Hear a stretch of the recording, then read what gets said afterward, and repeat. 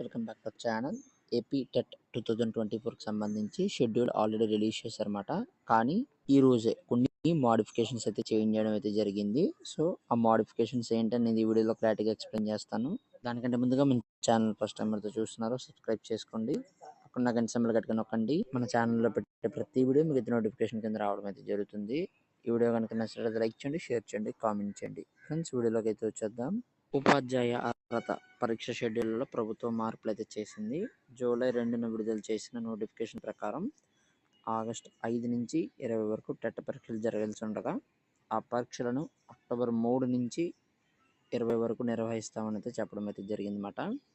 ఎందుకు మార్చారో కూడా రీజన్ అయితే ఇచ్చారు. ప్రిపరేషన్కు సమయం కోసం అభ్యర్థుల వినతి మేరకు సవరణ నోటిఫికేషన్ ఈవేళ రిలీజ్ చేయడం అయితే జరిగింది. 16,341 టీచర్ పోస్టు భర్తీకు కేబినెట్ ఆమోదం తెలిపిన విషయం తెలిసిందే.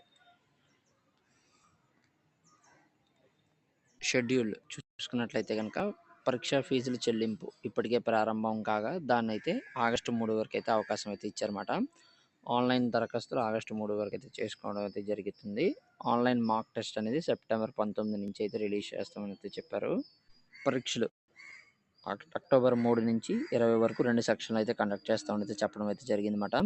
ప్రొవిజనల్ కీకి సంబంధించి అక్టోబర్ 4 నుంచి అయితే ప్రొవిజనల్ కీ రిలీజ్ చేస్తామని అయితే చెప్పడం అయితే జరిగింది. ప్రాథమిక కీపై అభ్యర్థుల స్వీకరణ సంబంధించి అక్టోబర్ 5 నుంచి అయితే ఉంటుందని చెప్పడం అయితే జరిగింది. ఫైనల్ కీ అక్టోబర్ 27న రిలీజ్ చేస్తారని చెప్పారు. ఫలితాలు విడుదల నవంబర్ 2న అయితే ఫలితాలు అయితే రిలీజ్ చేస్తామని చెప్పడం అయితే జరిగిందన్నమాట. ఇది ఫ్రెండ్స్ ఏపీ టెట్ కొత్త షెడ్యూల్కి సంబంధించి